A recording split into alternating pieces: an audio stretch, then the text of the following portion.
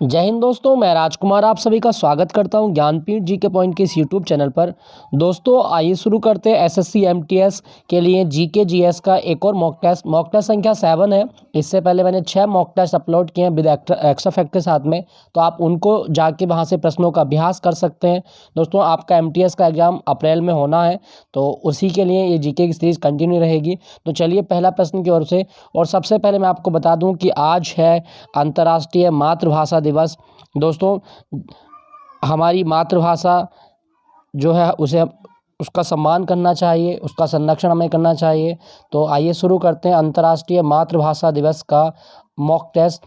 ठीक है, ये दिवस बहुत आता है एग्जाम में, तो आप याद रखना अंतर्राष्ट्रीय मातृभाषा दिवस 21 फरवरी को होता है। ठीक है, चलिए मैं तो हिंदी भाषी हूँ और मेरी मातृभाषा भी हिंदी है, तो मैं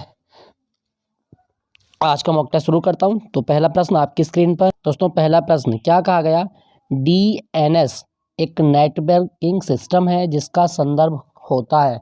दोस्तों डीएनएस नेटवर्किंग सिस्टम, इसकी मतलब हमें फुल फॉर्म बतानी है कि डीएनएस जो होता है इसकी फुल फॉर्म क्या है। Domain name system. सही जवाब है आपका ऑप्शन ए। डीएनएस का सही जवाब है आपका domain name system. Option A is the right answer. Next प्रश्न की ओर चलते हैं। टेलीफोन एक्सचेंज का आविष्कार किसके द्वारा किया गया था? दोस्तों टेलीफोन एक्सचेंज का जो आविष्कार है ये किसने किया था? इसका सही जवाब होगा तिबादार पुस्कास। तिबादार पुस्कास के द्वारा टेलीकॉम एक्सचेंज का आविष्कार किया गया था। और ये किस देश के थे? ये आपके हंगरी के थे। ठीक है, आप याद रखना दोस्तों, हंगरी के थे। और हंगरी की मुद्रा बहुत आती है आपके एग्जाम में, फॉरिंट। अभी क्वेश्चन आए कि फॉरिंट किस देश की मुद्रा है? दोस्तों हंगरी की मुद्रा फॉरिंट कहलाती है, याद रखना। तो तिबादार पुस्कास ने टेलीफोन एक्सचेंज का आविष्कार किया था। Option A is the right answer. Clear दोस्तों, चलिए अगले प्रश्न की ओर चलते हैं। स्कर्वी एक बीमारी होती है जिसमें ब्लीडिंग होती है, आपके जो जम्स होते हैं, मसूड़ों से खून आता है। किस विटामिन की कमी के कारण स्कर्वी होता है? दोस्तों इसका सही जवाब होगा आपका ऑप्शन सी। विटामिन सी की कमी के कारण मसूड़ों में होने वाला एक रोग हो जाता है जिसका नाम है स्कर्वी। तो आप याद रखिएगा स्कर्वी जो होता है ये विटामिन सी की कमी से होता है। दोस्तों क्या आपको पता है कि दूध में कौन सा विटामिन नहीं होता? तो दूध में विटामिन सी नहीं होता। कभी क्वेश्चन आए कि दूध में कौन सा विटामिन नहीं है, तो विटामिन सी। और विटामिन सी केवल हमें प्लांट फूड से प्राप्त होता है। ठीक है, आप याद रखना कि विटामिन सी केवल प्लांट फूड से मिलता है, आप याद रखिएगा। क्लियर दोस्तों? अच्छा दोस्तों, अगर आपसे पूछे कि विटामिन सी का जो केमिकल नाम है वो क्या है, तो आप याद रखिएगा दोस्तों, विटामिन सी का जो केमिकल नाम है वो है आपका एस्कॉर्बिक एसिड। क्या बोले? Ascorbic acid. बहुत आता है आपके एग्जाम में, तो आप इसको याद रखिएगा। एस्कॉर्बिक एसिड या एस्कॉर्बिक अम्ल विटामिन सी का रासायनिक नाम है। ठीक है दोस्तों, जो सिट्रस फ्रूट होते हैं उसमें विटामिन सी बहुत ज़्यादा पाया जाता है और ये आयरन की कंजम्पशन करता है हमारी बॉडी में। ठीक है, आप याद रखिएगा। दोस्तों यहाँ पे लिखा गया आपका विटामिन के इसकी कमी अगर हो जाए तो चोट लगने पर रक्त का थक्का नहीं बनेगा। तो रक्त के थक्का न बनने का कारण क्या होगा? आपका विटामिन के की कमी हो जाना। ठीक है, विटामिन B2 की बात करूँ तो इसको बोलते हैं राइबोफ्लेविन। विटामिन B2 का केमिकल नाम क्या है? राइबोफ्लेविन कहा जाता है, आप याद रखिएगा। ठीक है दोस्तों, विटामिन ए की बात करें तो विटामिन ए का रासायनिक नाम है रेटिनॉल। और विटामिन ए जो होता है ये हमारी आंखों के लिए बहुत अच्छा माना जाता है। ठीक है, रेटिनॉल विटामिन ए का नाम है। दोस्तों क्या आपको पता है कि वो विटामिन कौन से जल में घुलते हैं? तो जल में घुलने वाले विटामिन कौन से हैं? वाटर सॉल्युबल जो विटामिन होते हैं दोस्तों वो 2 ही विटामिन आपके, एक तो विटामिन बी कॉम्प्लेक्स और दूसरा आपका सी। तो विटामिन बी और विटामिन सी जो होते हैं ये जल में घुलनशील विटामिन होते हैं, आप याद रखिएगा। ठीक है दोस्तों अगर आपसे पूछे कि विटामिन सी शब्द किसने दिया है, तो विटामिन शब्द दिया था फंक ने विटामिन शब्द दिया है, आप याद रखिएगा। नेक्स्ट प्रश्न है आपका। अच्छा आपसे पूछा गया था स्कर्वी विटामिन सी की कमी से। एक्रास सपोता किसका वैज्ञानिक नाम है? दोस्तों एक्रास सपोता जो वैज्ञानिक नाम होता है ये चीकू का होता है। Option D is the right answer. चीकू का वैज्ञानिक नाम होता है Achras sapota. Very very important, बहुत आता है, आप याद रखें। दोस्तों इमली लिखा गया है, क्या आपको पता है कि इमली में कौन सा एसिड होता है? तो आप याद रखना इमली में जो एसिड होता है टार्ट्रिक एसिड। इमली में कौन सा एसिड होता है? टार्ट्रिक एसिड होता है। तो 4 का सही जवाब है ऑप्शन डी। नेक्स्ट आपका क्वेश्चन संख्या 5 क्या कहा गया है? झींगा किस प्रजाति के अंतर्गत आता है? दोस्तों हम बात करें झींगे की, तो झींगा जो आता है आर्थ्रोपोडा में आता है, ऑप्शन ए। झींगा आर्थ्रोपोडा में आता है, आप याद रखना, क्योंकि इसके जो पैर होते हैं वो जॉइंट होते हैं आपके, ठीक है, आप याद रखिएगा। ठीक है दोस्तों, क्या आपको पता है कि भारत के में जो झींगे के उत्पादन को बढ़ाने के लिए क्रांति लाई गई है, वो क्रांति कौन सी है? दोस्तों आप याद रखना, जो गुलाबी क्रांति है ना, गुलाबी क्रांति झींगा उत्पादन से संबंधित है। गुलाबी क्रांति झींगा उत्पादन से संबंधित है, आप याद रखिएगा। क्लियर दोस्तों? अच्छा, मैं आपको एक चीज़ और बता दूं, अगर आपसे पूछा जाए क्या भारत में कोई शहर ऐसा है जिसे झींगे की राजधानी कहा जाता है? दोस्तों भारत में कौन सा शहर है जिसे झींगे की राजधानी कहा गया है? तो आप याद रखना, भारत में एक शहर है नेल्लोर, और नेल्लोर को झींगे की राजधानी कहा जाता है। अच्छा, कौन से राज्य का शहर है ये? तो नेल्लोर जो शहर है आपका, ये आंध्र प्रदेश का शहर है। तो आंध्र प्रदेश के नेल्लोर शहर को झींगे की राजधानी कहा जाता है, आप याद रखिएगा, बहुत आता है एग्जाम में। क्लियर? तो झींगा कौन से फाइलम में आता है? ऑर्थोपोडा में आता है। ऑर्थोपोडा में जितने भी कीट होते हैं ना आपके, जैसे मधुमक्खी हो गया, तितली हो गई, मकड़ी हो गई, वो सब इसी में आते हैं आपके, याद रखिएगा। क्लियर? अच्छा चलो, आपके लिए क्वेश्चन है, बड़ा मजेदार क्वेश्चन बताता हूँ, आप कमेंट में बताना। जेलीफिश का नाम सुने होंगे आप, जेलीफिश, जेलीफिश, और एक है आपका सितारा मछली। एक्चुअली मछली नहीं होती सितारा मछली, ध्यान रखना। जेलीफिश और सितारा मछली ये कौन से फाइलम में आते हैं? अलग अलग है दोनों के फाइलम। सितारा मछली और जेलीफिश कौन से फाइलम के जीव है, ये कमेंट में लिख के आप बताएंगे। ठीक है, दोनों के अलग अलग फाइलम है, दो ये बता रहा हूँ। एक आपका सिलेंट्रेटा में हो सकता है, चलिए आप बताइएगा कौन कौन से हैं। तो झींगा जो है ये ऑर्थोपोडा में आता है। नेक्स्ट, किसी रासायनिक क्रिया में एक उत्प्रेरक का कार्य क्या है? दोस्तों जो कैटलिस्ट होते हैं ना, इनका काम क्या होता है? कोई भी केमिकल रिएक्शन की स्पीड को बढ़ा देते हैं। जो भी कैटलिस्ट होंगे वो किसी भी रासायनिक जो केमिकल रिएक्शन हो रही है उसकी स्पीड को क्या करते हैं? ये बढ़ा देते हैं। तो इसका सही जवाब क्या होगा? ये अभिक्रिया की दर को बढ़ा देते हैं या घटा देते हैं। ठीक है, तो इसका देख लेते हैं आप कौन सा सही जवाब है आपका। तो यहाँ पे लिखा है स्थिर ऊर्जा को परिवर्तित करता है, और लिखा गया कि गतिज ऊर्जा को परिवर्तित करता है। गतिज ऊर्जा की तो कोई बात ही नहीं है यहाँ पे। तो और देखते हैं। अच्छा, यहाँ पे देखो, ये अच्छा है, इसका सही जवाब बनेगा आपका ऑप्शन डी, अर्थात जो आपके कैटलिस्ट होते हैं वो सक्रियण ऊर्जा को परिवर्तित करता है। जब ऊर्जा बढ़ेगी तो अभिक्रिया की दर बढ़ जाती है। ठीक है, तो आप याद रखिएगा, इसका सही जवाब है आपका ऑप्शन डी। अच्छा, अगर आपसे पूछे कि उत्प्रेरक शब्द किसने दिया था, दोस्तों उत्प्रेरक शब्द किसने दिया था? बर्जीलियस ने उत्प्रेरक शब्द दिया है। उत्प्रेरक शब्द किसने दिया था? बर्जीलियस के द्वारा उत्प्रेरक शब्द दिया गया है, आप याद रखिएगा। क्लियर? नेक्स्ट प्रश्न की ओर चलते हैं। कौन सा पदार्थ मिलाने से कांच हरे रंग का हो जाता है? दोस्तों जो हमारा ग्लास होता है ये कौन से केमिकल को मिलाने से इसमें हरा रंग आता है? तो दोस्तों आप याद ना, कांच को हरा रंग देने वाला जो वो होता है केमिकल होता है क्रोमियम ऑक्साइड। ऑप्शन सी, कांच को हरा रंग देने वाला जो केमिकल है वो क्रोमियम ऑक्साइड होता है, आप याद रखिएगा। दोस्तों अगर आपसे पूछा है कांच क्या है, तो कांच एक सुपर कूल्ड लिक्विड होता है। क्या होता है? सुपर कूल्ड लिक्विड, अर्थात बहुत ही ठंडा द्रव होता है, अति शीतित द्रव होता है, सुपर कूल्ड लिक्विड इसको कहा जाता है। तो आप याद रखिएगा, कांच क्या है? एक अति शीतित द्रव है। ठीक है दोस्तों, क्या आपको पता है कि यदि आप कांच पे लिखाई करना चाहते हैं तो आपको किस केमिकल की आवश्यकता पड़ेगी? तो आप याद रखिएगा दोस्तों, कांच को कांच पर लिखने के लिए एक अम्ल हम यूज करते हैं, वो है आपका हाइड्रोफ्लोरिक अम्ल। तो कभी क्वेश्चन आए कि कांच को या कांच पर लिखने के लिए कौन से अम्ल का प्रयोग किया जाता है? दोस्तों कांच पर लिखने के लिए हाइड्रोफ्लोरिक अम्ल का प्रयोग किया जाता है, HF बोलते हैं इसको, HF। आप याद रखना, HF जो होता है ये हाइड्रोफ्लोरिक अम्ल है और ये कांच पर लिखने के काम आता है। तो कांच को हरा रंग कौन देता है? क्रोमियम ऑक्साइड देता है। नेक्स्ट प्रश्न की ओर चलते हैं, क्वेश्चन संख्या 8। नेक्स्ट प्रश्न दोस्तों आपका, एलोरा की गुफाएं ये कहाँ पर हैं? तो एलोरा की गुफाएं दोस्तों कहाँ पर? आपके महाराष्ट्र में। Option C is the right answer. Ellora की गुफाएं जो मिलेंगी वो आपके महाराष्ट्र में मिलेंगी। दोस्तों अगर आपसे पूछा जाए जो एलोरा की गुफाएं हैं ये महाराष्ट्र के कौन से शहर में है, तो आप याद रखना, एलोरा की गुफाएं महाराष्ट्र में संभाजी नगर में है। अच्छा, ये कौन सा नया जिला आ गया? दोस्तों औरंगाबाद जिले का नाम बदल कर क्या रख दिया गया है? संभाजी नगर रख दिया गया है। तो संभाजी नगर शहर में एलोरा की गुफाएं हैं, और एलोरा की गुफाएं राष्ट्रकूट वंश के राजाओं द्वारा बनवाई गई थी, आप याद रखना। ठीक है दोस्तों, यहाँ पे महाराष्ट्र लिखा गया। अगर आपसे पूछा जाए कि महाराष्ट्र एक राज्य के रूप में कब अस्तित्व में आया था, तो महाराष्ट्र की स्थापना एक राज्य के रूप में 1 मई 1960 को हुई थी।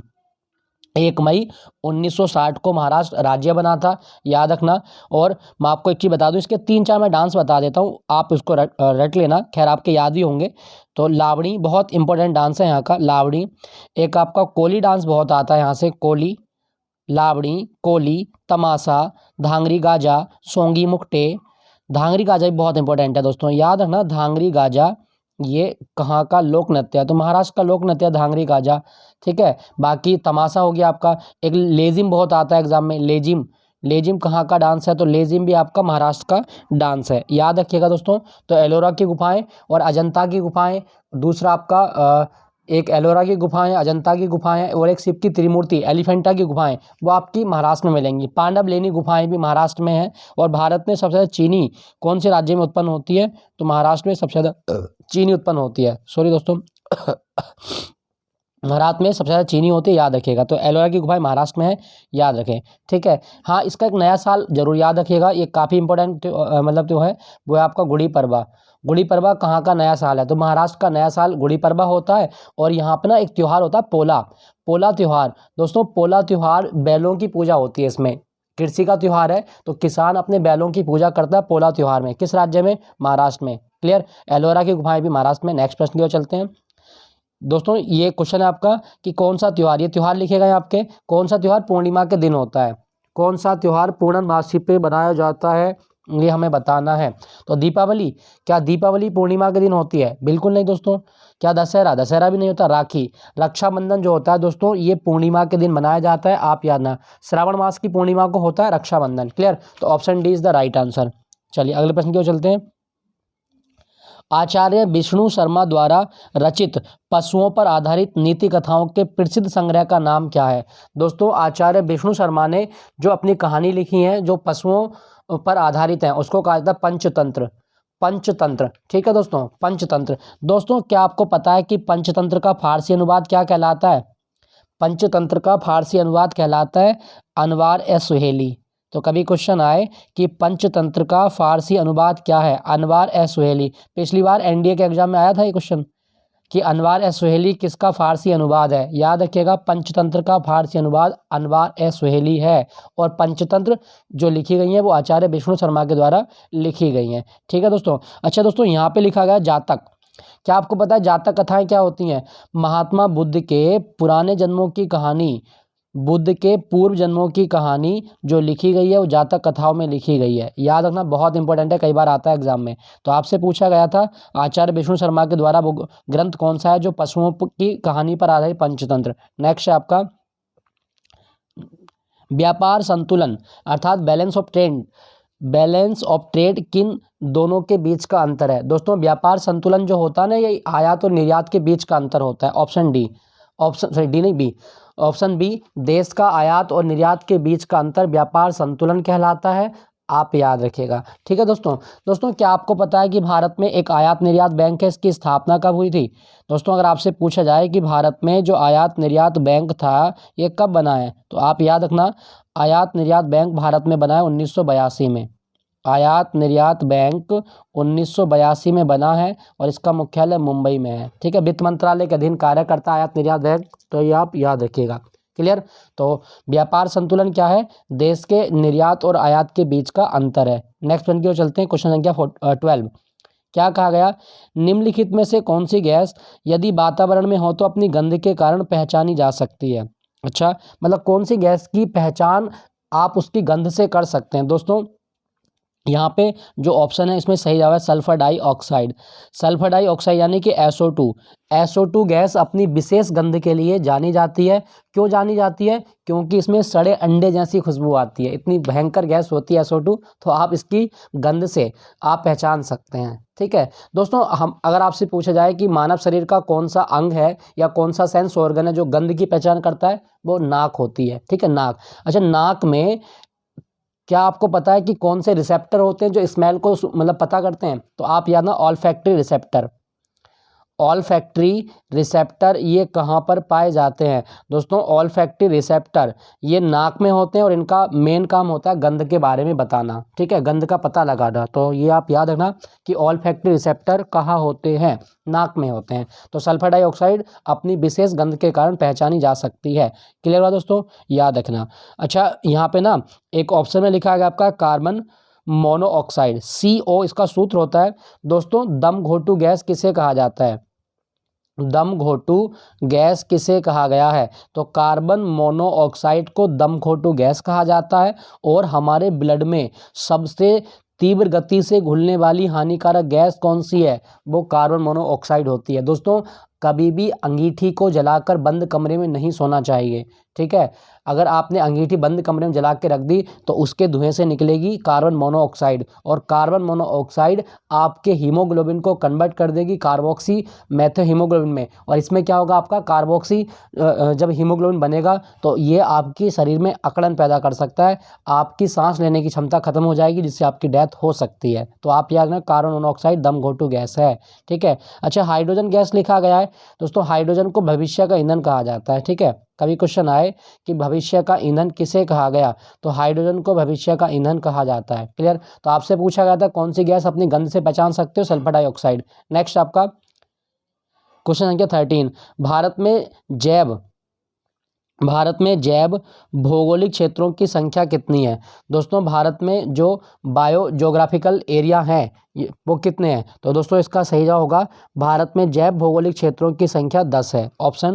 ऑप्शन आपके ऑप्शन बी सही है, 10 है इसका सही जवाब है आपका 10। जैसे आपने सुने होंगे आपके कौन कौन से ऐसे ट्रांस हिमालय है, हिमालय क्षेत्र है, रेगिस्तानी क्षेत्र है, अर्ध शुष्क क्षेत्र है, पश्चिमी घाट है, दक्कन का पठार है, गंगा का मैदान है, उत्तर पूर्वी क्षेत्र है, तटीय मैदान है, बहुत सारे इस तरह से 10 आप मान सकते हैं, ठीक है। चलो आपके लिए क्वेश्चन ये है कि भारत में कितने कृषि जलवायु क्षेत्र हैं?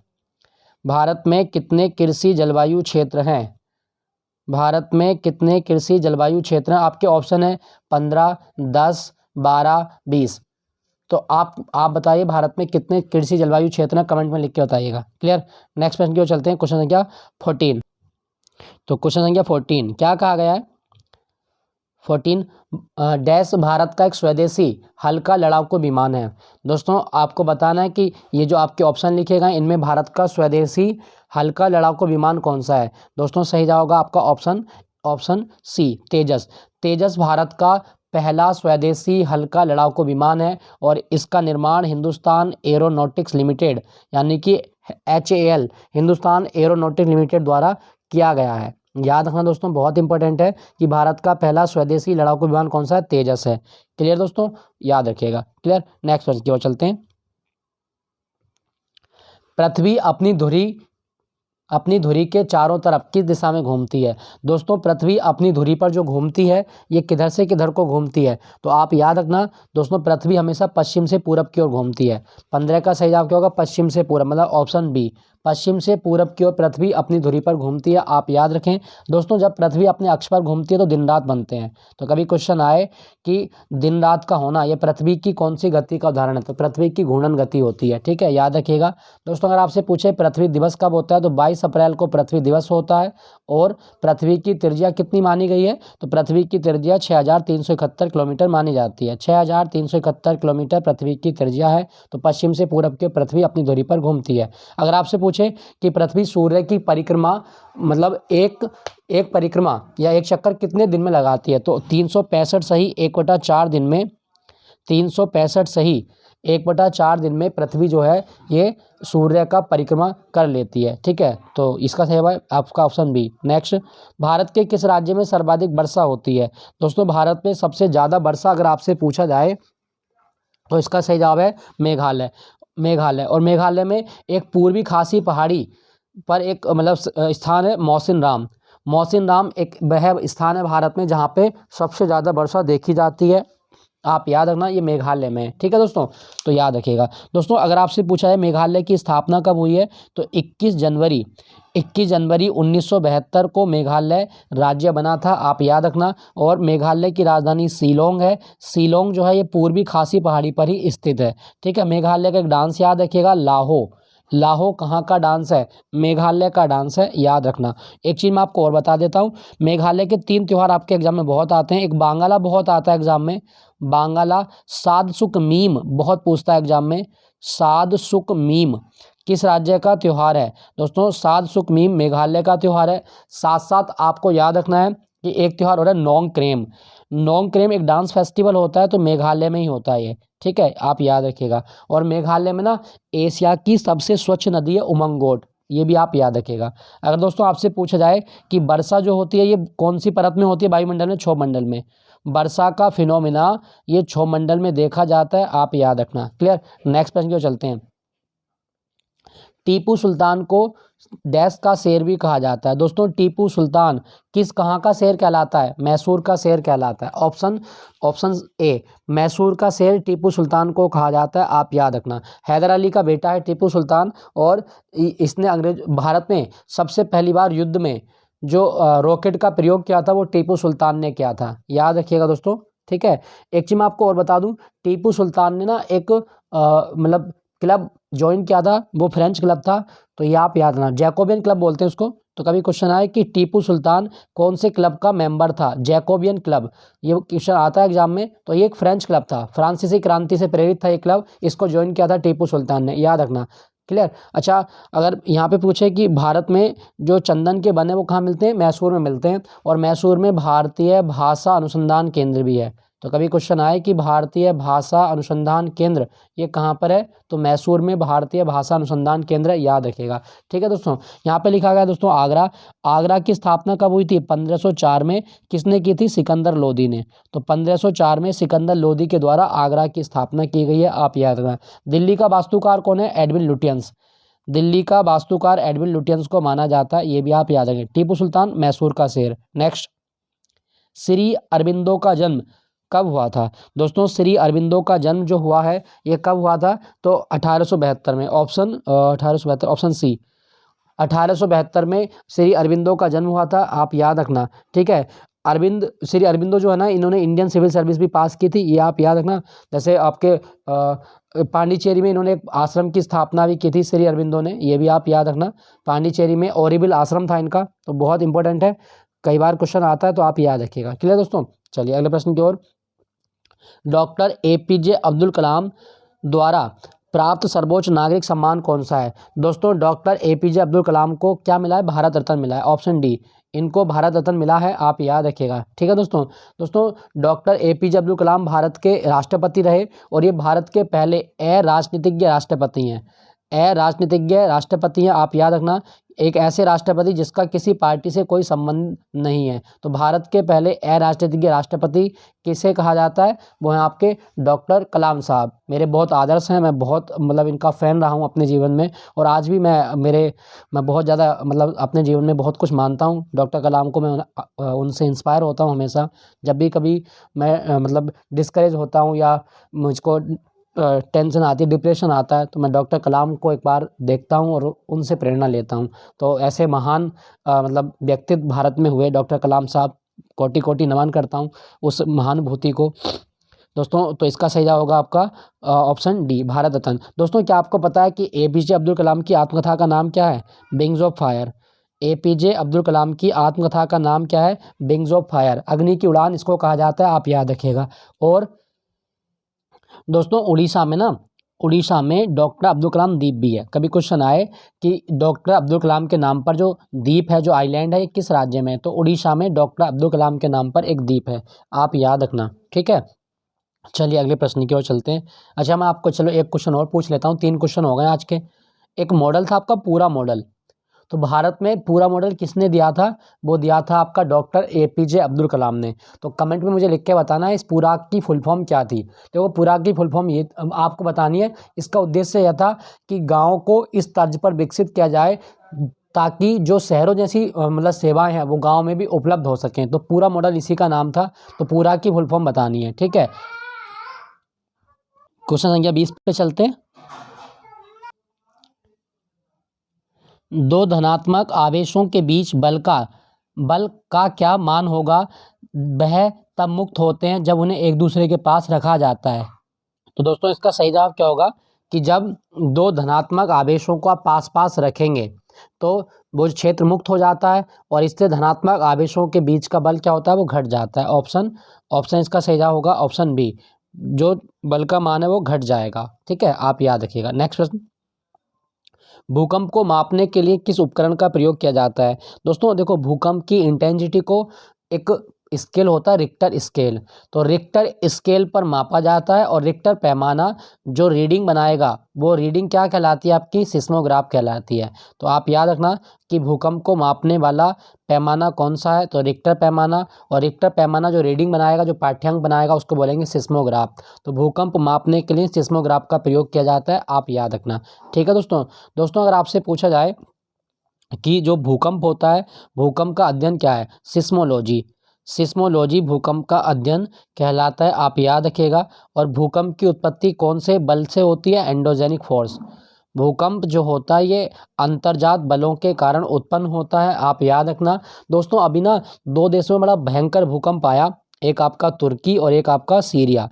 तुर्की और सीरिया में लगभग 11,000 जाने जा चुकी हैं, यहाँ पे 11,000 से ज़्यादा लोग अभी तक जो आंकड़े बताए गए हैं, मैंने न्यूज़ में देखा तो 11,000 जो लोग हैं, 11,000 की आबादी मतलब अब तक मर चुकी है। तो तुर्की और सीरिया में बहुत तगड़ा भूकंप आया, बहुत बड़ी तीव्रता का भूकंप था, और भारत ने तुर्की और सीरिया की मदद के लिए एक ऑपरेशन चलाया, ऑपरेशन दोस्त। तो कभी क्वेश्चन आए कि जो ऑपरेशन दोस्त है ये कहाँ पे चलाया गया है, तो तुर्की और सीरिया में चलाया गया है। ठीक है, आप याद रखिएगा।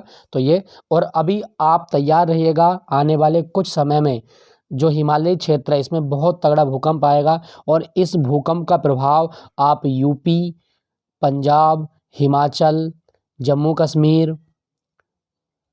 कश्मीर, उत्तराखंड, इन राज्यों में देखेंगे। हो सकता है कि इतना तगड़ा भूकंप हो कि इससे आपकी इमारतें गिर जाएं। ये मैं भविष्यवाणी नहीं कर रहा हूँ, क्योंकि जिस तरह से जोशीमठ में मतलब पृथ्वी की टेक्टोनिक मूवमेंट देखी जा रही है, आने वाली घटनाओं में मतलब हो सकता है कि हिमालय क्षेत्र में बहुत तीव्रता का भूकंप आपको देखने को मिले, और इससे विनाश बहुत बड़े पैमाने पे हो सकता है। तो अब हम कितने तैयार रहेंगे इस भूकंप से निपटने के लिए, ये देखने वाली बात होगी। तो खैर आगे की बात है, तो आपसे क्वेश्चन पे आते हैं। तो पूछा गया था कि भूकंप को मापने का उपकरण सिस्मोग्राफ। नेक्स्ट प्रश्न, कौन से बिल को राज्यसभा में पारित नहीं किया जा सकता? दोस्तों राज्यसभा में कौन सा बिल पारित नहीं हो सकता, तो वो है आपका धन विधेयक। दोस्तों धन विधेयक इसका सही जवाब है। धन विधेयक को क्या बोलेंगे आप, पूंजी बिल, मनी बिल बोलेंगे। ठीक है, तो मनी बिल जो है राज्यसभा में पेश नहीं किया सकता। मनी बिल के लिए जो टोटल पावर होती है वो लोकसभा में होती है। ठीक है, लोकसभा की मेन पावर है, आप याद रखिएगा। दोस्तों क्या आपको पता है कि एक धन विधेयक की परिभाषा कौन से आर्टिकल में, आर्टिकल 110, अनुच्छेद 110 में धन विधेयक की परिभाषा लिखी गई है, आप याद रखिएगा। क्वेश्चन संख्या 23 की ओर चलते हैं। राष्ट्रपति का समयकाल पूर्ण होने से पूर्व उन्हें हटाने की प्रक्रिया का प्रारंभ कौन कर सकता है? मतलब दोस्तों राष्ट्रपति का कार्यकाल पूर्ण होने से पूर्व आप राष्ट्रपति पर लेके आ सकते हैं महाभियोग, और महाभियोग प्रक्रिया का उल्लेख आर्टिकल 61 में किया गया है। और महाभियोग की प्रक्रिया कौन लेके आएगा, तो महाभियोग की प्रक्रिया संसद लेके आती है। ठीक है, तो आप याद रखना राष्ट्रपति को हटाने के लिए जो प्रस्ताव लाया जाता है वो संसद के द्वारा लाया जाता है। तो इसका सही जवाब क्या होगा, और कौन लेके आएगा, कौन प्रारंभ करता है, तो वो लोकसभा प्रारंभ करती है। ऑप्शन ए पूछा गया था, प्रारंभ कौन करता है, लोकसभा प्रारंभ करती है। और ये जो प्रस्ताव है वो किसी भी सदन में आ सकता है, या तो लोकसभा या फिर आपकी राज्यसभा। राष्ट्रपति को हटाने का जो प्रस्ताव है किसी सदन में लाया जा सकता है, आप याद रखिएगा। क्लियर दोस्तों। अच्छा, अगर आपसे पूछे कि जो राष्ट्रपति है, कभी क्वेश्चन आए कि भारत का प्रथम नागरिक कौन है, तो राष्ट्रपति हमारे देश का प्रथम नागरिक है। ठीक है, अभी जो राष्ट्रपति हैं वो द्रौपदी मुर्मू हैं, और द्रौपदी मुर्मू ये संथाल जनजाति से संबंधित हैं। क्लियर। नेक्स्ट प्रश्न की ओर चलते हैं। कोबे ब्रायंट का संबंध किस खेल से है? दोस्तों कोबे ब्रायंट जो हैं ये बास्केटबॉल खेलते हैं। कोबे ब्रायंट अमेरिका के थे और बहुत महान खिलाड़ी अपने टाइम में रहे बास्केटबॉल के लिए, आप याद रखिएगा। अमेरिका से आते हैं कोबे ब्रायंट, इनको ब्लैक मावा कहा जाता है, ब्लैक माम्बा एक सांप होता है, तो इसको बोलते हैं कोबे ब्रायंट को ब्लैक माम्बा। 2020 में इनकी डेथ हो गई थी। नेक्स्ट आपका, पंचतंत्र किसने लिखा है? दोस्तों अभी ये क्वेश्चन हम कर चुके हैं, तो ये लिखा है आपका विष्णु शर्मा ने। पंचतंत्र विष्णु शर्मा ने लिखा। वाल्मीकि ने क्या लिखी है? वाल्मीकि ने संस्कृत में रामायण लिखी है। तो संस्कृत रामायण किसने लिखी? वाल्मीकि ने लिखी है। वेद व्यास, इन्होंने महाभारत की रचना की है। तो महाभारत के रचनाकार कौन है? वेद व्यास को महाभारत का रचनाकार कहा जाता है। ठीक है, तो ये था दोस्तों आज का मॉक टेस्ट 25 क्वेश्चन जिनका अभ्यास हमने किया। आई होप ये सेशन आपको मज़ेदार लगा होगा। अच्छा लगे तो आप एक लाइक कीजिएगा, दोस्तों के साथ में शेयर कीजिएगा, चैनल को आप सब्सक्राइब कर लीजिएगा। मिलता हूँ आपको अगले मॉक टेस्ट के साथ में। Thank you for watching Gyanpeeth ji के पॉइंट।